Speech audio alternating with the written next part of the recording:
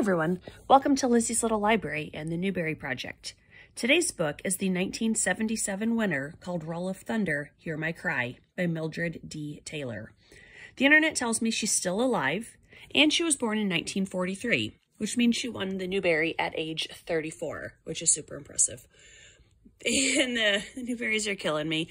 They have awarded the prize again to another sequel. I did a little research though, and the preceding book in this series was only a 48-page novella, so it's not as though I missed an integral part of the story. I did read the summary online. This book has 3 sequels, as well as a prequel that was later published.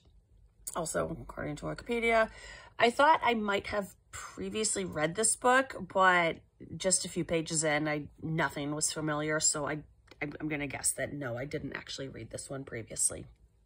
So this book is another example of a child growing up, and it's another example of historic fiction, which seems to be one of the favorite genres.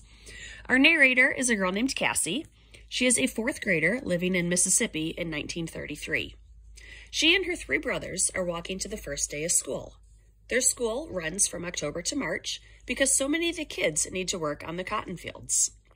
Mom is a teacher at the same school, which makes me wonder why they never ride to work with her. They are initially excited because they'll get books this year, but then they're disappointed when they see the books are 20-year-old discards from other schools. I would also be upset by that. Dad works out of town for extended periods laying track for the railroads. The family owns 400 acres of land, half of it outright and half mortgaged. Our family is African American, and a lot of the white men in town don't like that Dad owns so much land. They want the land for themselves. Most of the neighbors are sharecroppers, and they never make a profit. The landowners keep changing the contract, making it worse and further indebting the farmers. The story covers about 7 months' time, and it's the same story of a child growing up. Although this one was very upsetting in its unflinching story, both of racism and injustice. Many times, Cassie mentions the Nightmen, which I assume she's referencing the Klan. There's a lot of vigilante justice and a ton of racism, both in words and in actions. But it's not all bad. There are also burgeoning friendships. One in particular is with a white kid named Jeremy, but both families dissuade this friendship. Through it all, the Logan family keeps trying to do the right thing, no matter what circumstances they're facing. By the end, Cassie learns there are some situations in which everyone loses. And wow, that's a depressing message for a kid's book. This book was very upsetting and depressing. Granted, it was set during the Great Depression, but it could have been set during any time period, and it still would have been depressing. The one thing I didn't like from a writing style is that Cassie was narrating. That was our narrator. But she was mostly just observing the story and experiencing it pretty passively.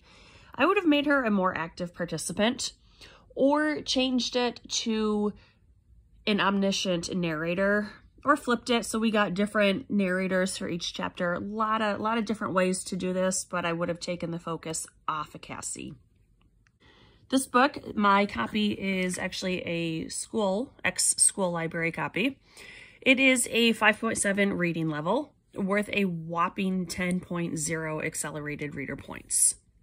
I would not recommend this book to a 5th grade or even a 6th grade reader. It is a quite mature story. It is much more appropriate to a young adult audience. Even an adult audience, I think, is a better fit than upper elementary school. I do recommend this book, but only to mature readers who can handle the themes and treatment of the characters. This was the 1977 winner, Roll of Thunder, Hear My Cry. Thanks for watching. See you guys next time.